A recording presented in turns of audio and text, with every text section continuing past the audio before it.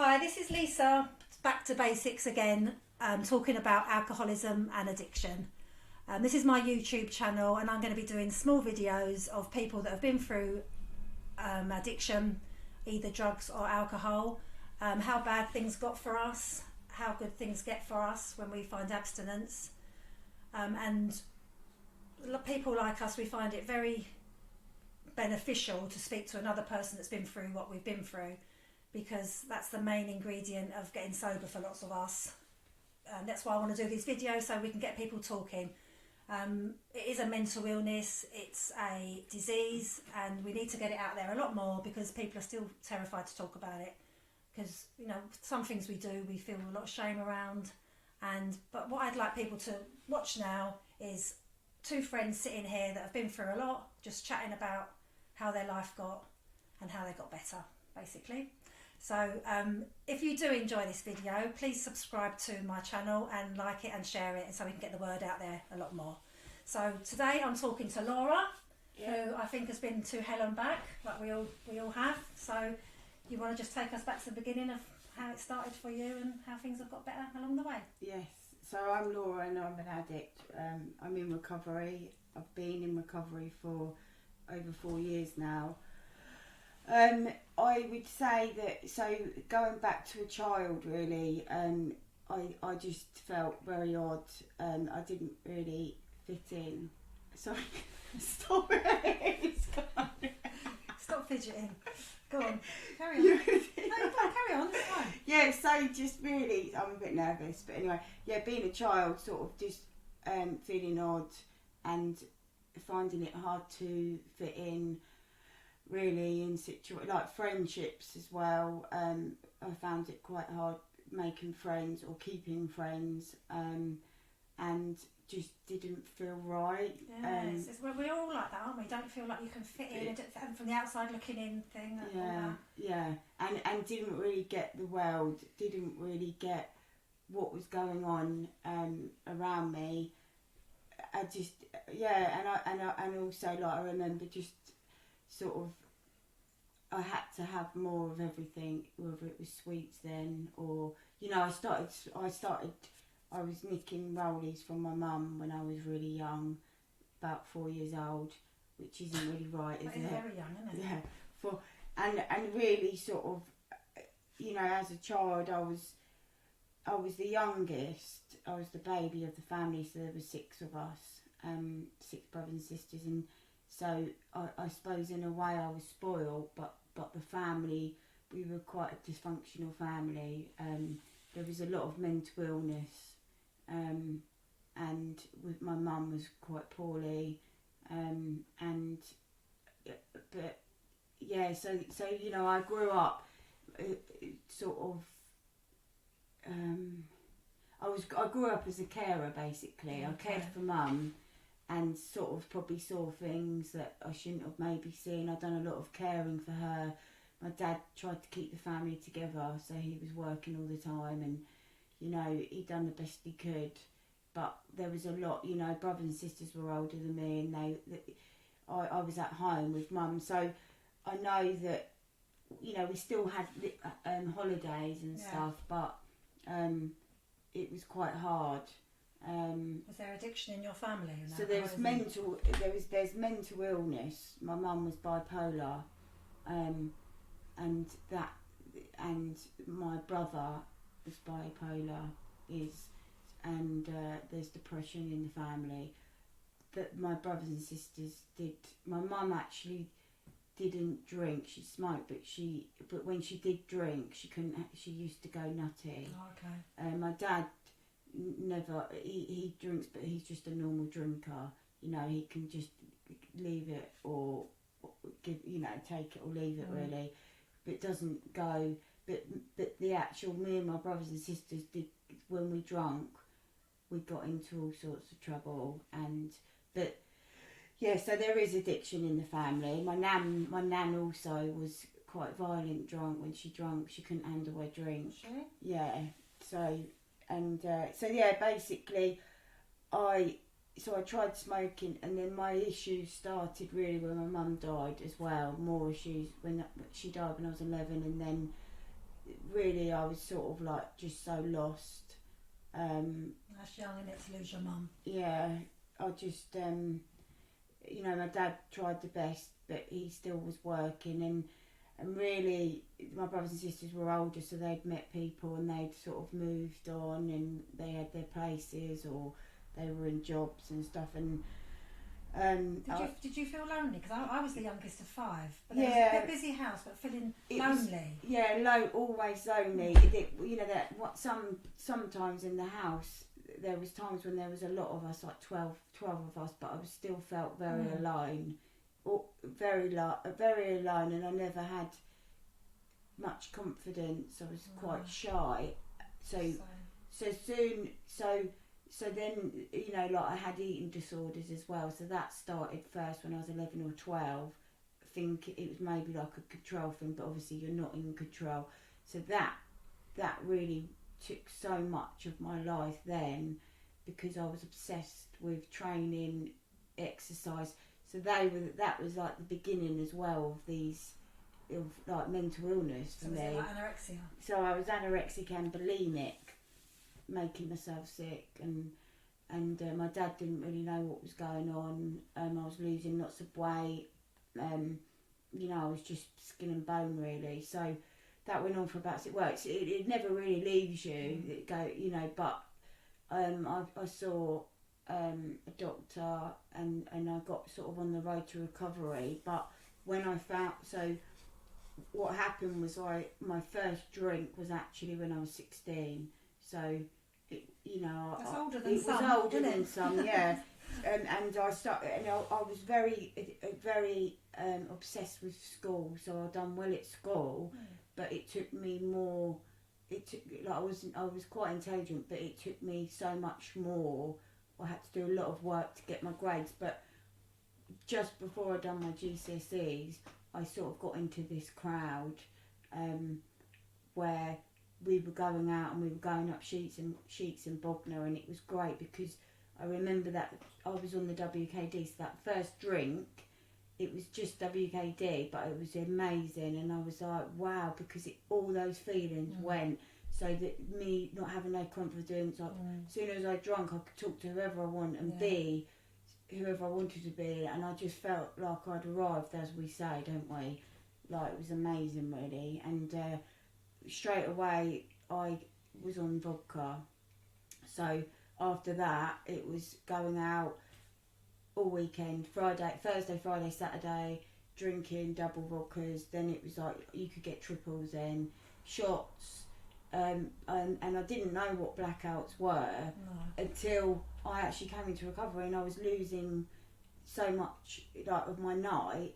But the thing is, when I drunk, so I started taking drugs as well at the age of 16, and I was on speed, which obviously kept my weight down, so that was that going on, and I got really bad, you know, I didn't sleep and I didn't eat, and you were at school at this time? I was doing A-levels, so I couldn't concentrate, and I was still going out drinking, and it was just messy, and you know, I was trying to do these A-levels, and then I was doing a college course after that. I wanted to do public services, so basically I was doing courses, then I couldn't go, then I would not, you know, so it was affecting me then, but I continued to do it. Obviously it went on for another 15 years, but the chaos started straight away, because I'd go out and not come home, and I'd go on rampages, I'd go missing, I would end up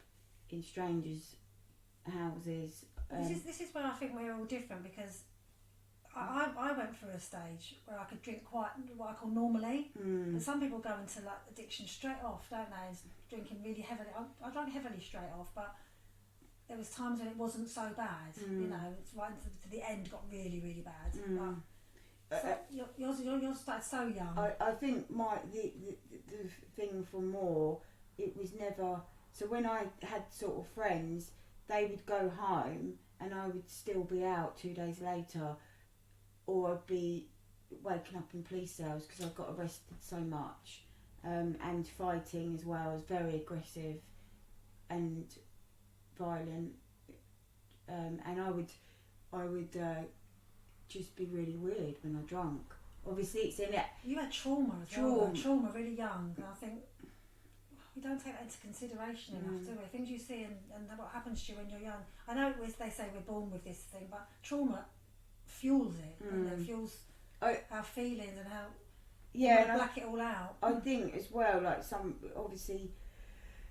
As I've learned more about addiction and stuff, I think I was born I believe I was born like this because I didn't feel right from an early age. Yeah, I agree. And I also think life as well, what things happen and whatever that plays a part as well.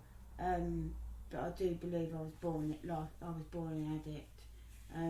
But yeah, so really life went on like that, and it got worse, and I'd be in relationships where people would either be drinkers or drug users. Same, yeah. So that it made me not look as bad. And you only want to be around people like that. Anyway, people who don't drink, you don't want to be around them, do you? No. What's the point of that? And when I went out, it would start all like fun and games, and it would be all right, and then I'd drink so much that I didn't know what I was doing. And then obviously, I'd disappear, and and it was just madness, and I got up to all sorts. Because you've got no fear, have you? No fear. Indestructible. Yeah. And the next day. And then I'd look at the phone, and I'd have text people or call people up and be like, oh, and then people would say, you were doing this last night. Do you remember? And I used to break into people's houses. I was doing things on Blackout. Well, for people that don't understand, because I said this in the last video, I thought blacking out was coming home, going to bed and going to sleep drunk. Yeah. But blackout means we can do proper things like we're awake, but we've got no memory and no recollection of it at all. Yeah, which is scary. Yeah. Because I remember waking up in the police cell with blood on my hands, and I thought, oh, and my dad said, Laura, he said you're going to kill someone or they're going to kill you. You're not going to. But nothing bothered me then. I didn't care about anything apart from drink or drugs, really. And that was it. And the more as time went on, I got then into cocaine. I was with someone that dealt it, so I had it on tap really when I wanted it, and it was all great at first.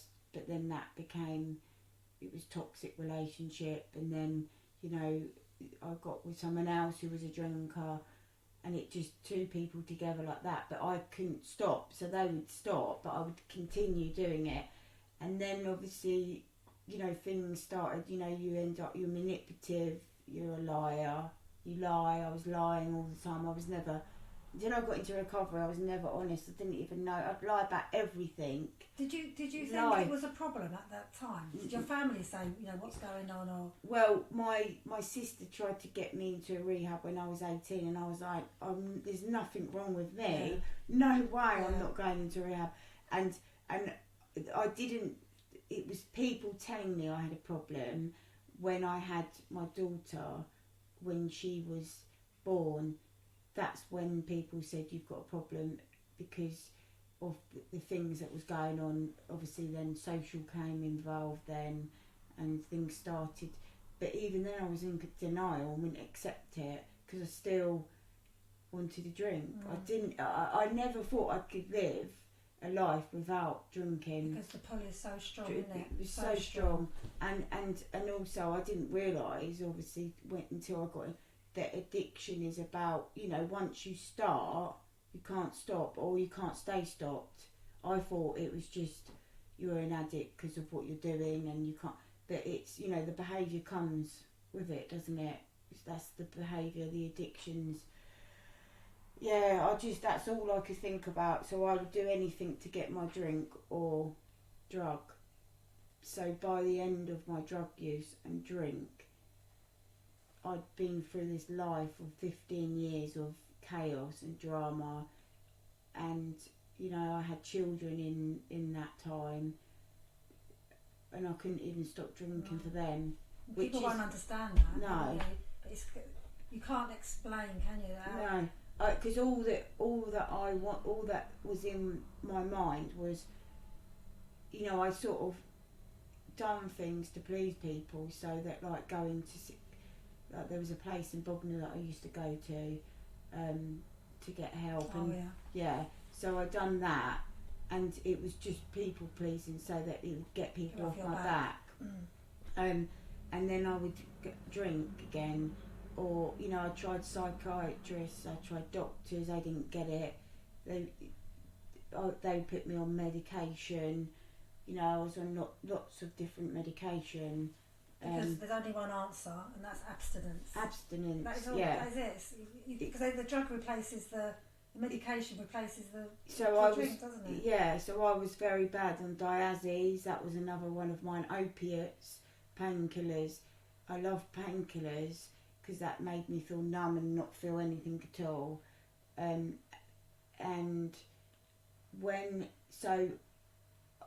then I met my children's father as well, and he was an addict. And then we had children together, but obviously I'm still an addict. You know, I'm still using, and then I might stop for a bit. But through my pregnancies, I couldn't even stop until, you know, I went cold turkey on my own because I didn't want people knowing, but they knew. Some people knew. Didn't want, you know, and I had social on my back throughout all the children's lives. So could you still function as a mother? Could you still do the things you needed to do? So basically, I stopped doing coke, and I had a baby, and we lost her due to cot death, and you were sober and clean. I was sober and clean at that point, and that was the first I'd done a year. So I had my first child, and but then. I just thought, right, that's it, because I'd done that pregnancy actually right. I didn't drink it. I was in it. I loved it, and I loved the pregnancy. Everything was great. Life was good, and then that happened, and I just thought, and all I wanted to do was I just hated the world and hated everything. That's understandable, though, isn't it? And it was just drink. And then the drug use got worse, and I was then on heroin. So I picked up heroin through someone else, and I was smoking that, and that escalated. So I was addicted after a few times, because that was a completely different feeling of, well, I just was numb. Was that what you were looking for, to be numb? To be numb and not feel any pain or think. Because what had happened is, with the drinking and coke, I was so out of control and violent that every time I drank, I'd get arrested. So this was like another thing where I didn't realise how addictive heroin was, and I always remember seeing people and go, oh, I'd never be like that. I would never ever take heroin or crack, and I was on them drugs, and that just wiped me. That just ripped. It's not something we go in for, is it? No, it was another level of. It just destroyed me physically, mentally, and it was just absolutely horrendous, because the things that I'd done to get that were another level of stealing, robbing from my family. You know, my granddad, vulnerable people. I had friends that I would steal from, abuse. I would manipulate the situation, manipulate my dad. I even was that low that I got that low that my dad thought I was dying of cancer, because I couldn't go out and rob anymore because I was getting arrested, and you know, I lost the children again. I lost my two girls, and I didn't. Nothing stopped me. Nothing. It's so hard because my family have got this disease in there, and it's so hard. I can't think of what I'd be like if it was one of my sons. And we do this to our parents, and because you're so selfish as well at the time. You don't realise even how bad you are. No. Well, you know, my dad, what happened was he tried to get me out of so much stuff. He would pay to get me out of debt. He always stood by you. Stood by me throughout it all. Obviously, he didn't realise that it's not until you come in that you're enabling. But he tried his best, and he just wanted me to be the daughter that, you know, just well. He probably didn't want you to die. Didn't want me to die. And, you know, and we had, moving forward, that we had a really good relationship, and by the end of my drug use, he thought I was dying. I'd lied and just I was getting money out of him, and by the end of it, I just couldn't look after the children anymore, and it wasn't I've lost my children. It was good. I can now do what I want and use at that time. And then I went into cold turkey again. That was in 2016.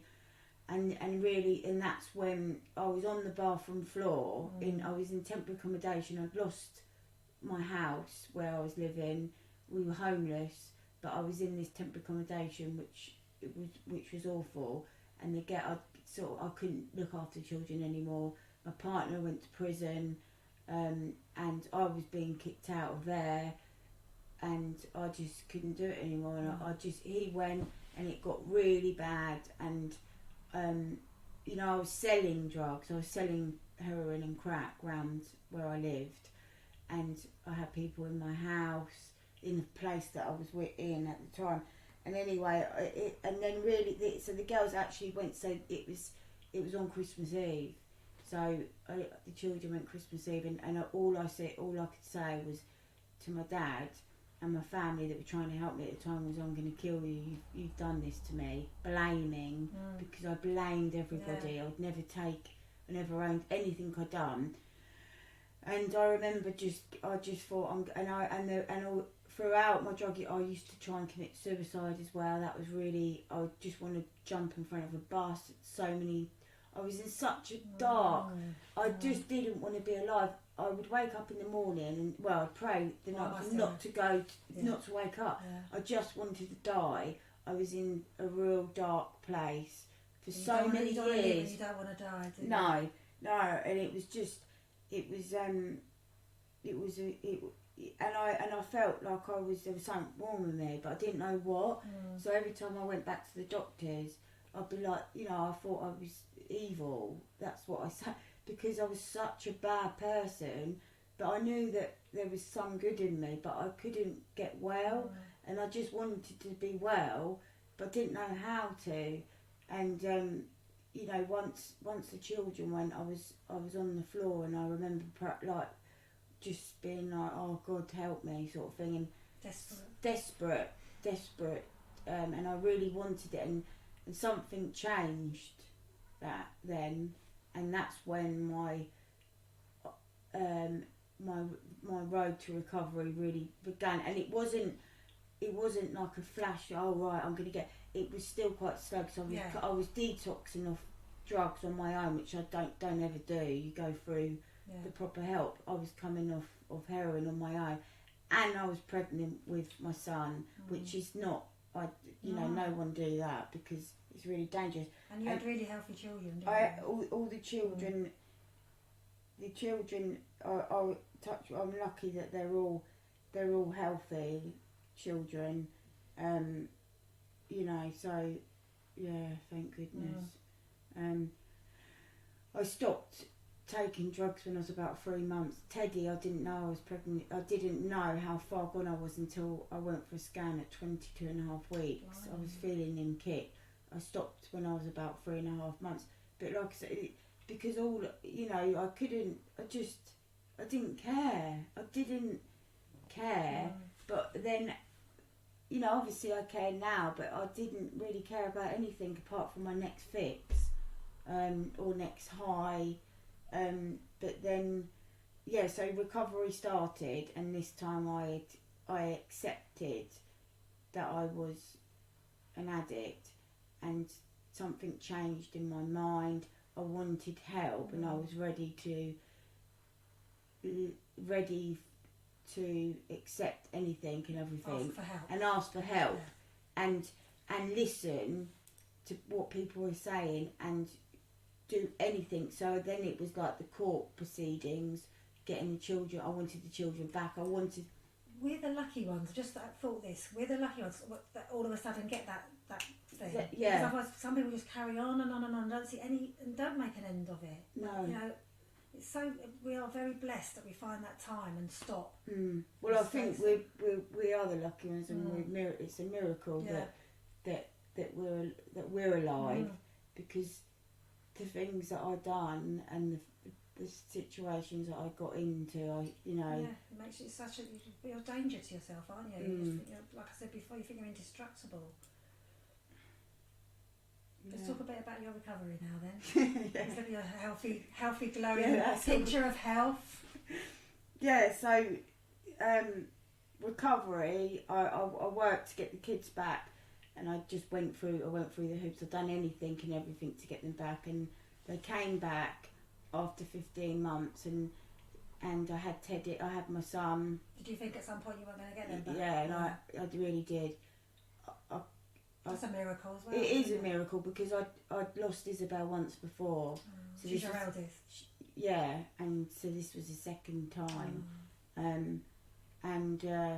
So I knew, you know, I knew that this was it really, and I told, like, something switched in me. I can't explain it, but I just.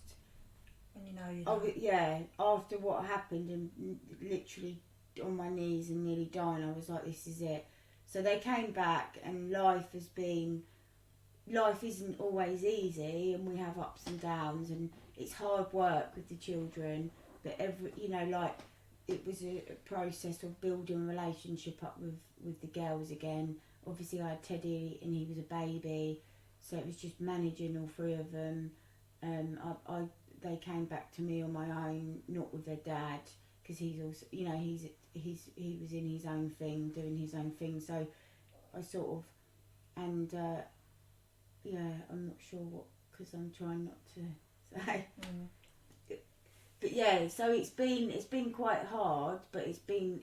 You found a solution. I found a solution. Abstinence. Yeah. And talking to other alcoholics. Yeah, that was so, and having lots of people.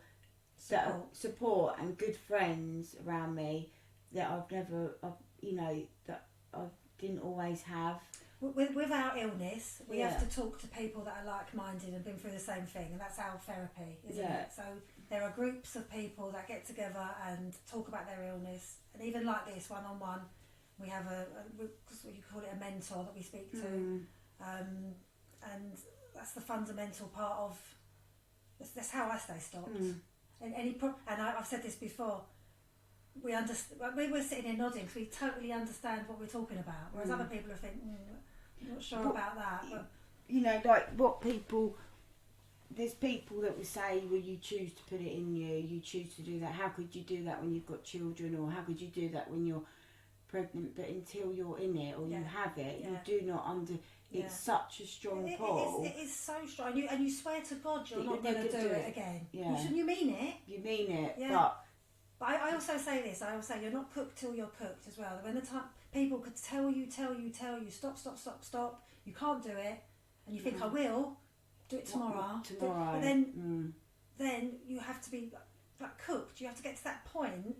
I can't do this anymore, and then luckily some of us find that help, and that's what I want to do this for, so that people go and look for the help and talk about it, at least to another person. Yeah, get it out there. And I'm not ashamed anymore. No. I was, and I wouldn't talk about it, and I didn't want anyone knowing. You know, I wouldn't really talk, but now I'm not ashamed. And what's your drug-free, alcohol-free life like now? Well, it's amazing. I mean, without like sort of getting tearful, the children, I've got the children, and we have a good life. We have little holidays. They're happy. We do normal things together, whatever normal is. Simple pleasures of life. The simple things. So, you know, for me, I love being outdoors. I love being in the, you know, just being outside in the water. Because you've spent so many years blinkered and inside, you notice the nature of things, don't you? Yeah. So like the sea, the trees, animals, just things like that. Yeah. And you know, I love me and the kids. We love camping, and they're doing well at school. You know, I can be a mum. Every day I'm making my amends by staying clean and sober, and I just today. You know, I try not to go too far ahead, and so much has changed. I mean, I had no one. Everybody disowned me. I was on my own. Well, the children's nan and someone else were there for me, but my family had had enough. Yeah, because they keep thinking, why do you keep doing this? Why would you keep doing that? It's horrible for them. I would get frustrated with someone like that. Yeah, it was, and my dad said, "Oh, I'll finish with you. That's it," and he meant it because I would never changed, and they went through it, you know, and there's things that have happened, like my granddad passed away, and I was so close to him, and I abused him financially because I was robbing money and whatnot, but I got to say goodbye to him in recovery, even though he was ill and he had dementia. I got to say goodbye, and I got to do my amends, and I've done my amends through different with people that I hurt, and slowly, and now I've got friends again, and you know, there was a few people that I wanted a relationship with, and I've got that back. One being, you know, obviously my dad, and that's been very slow, and but it's totally different, and it's amazing, really, and I wouldn't, you know, I don't ever want to go back to that. And I have to really work, you know, I have to talk to another addict, and I have to keep reminding myself of where I was and how bad it got, because life can be so great. You know, I don't go in pubs really. I might go out for a meal, but I don't. Stay away. I just stay away just because I don't. And I've got different friends because it's just that you have to choose who you're around now. You have to. I do. Yeah. But something's just sprung to my mind because we've got so much regret, and we've done so many things we regret and didn't like doing. But I heard this one lady say this once. I wasn't being horrible. I was being ill. Mm. You know, all the things we didn't dream of doing those things without a drink or a drug inside us. No. You know, and it is this mental illness that makes us act in a Jekyll and Hyde way. Yeah.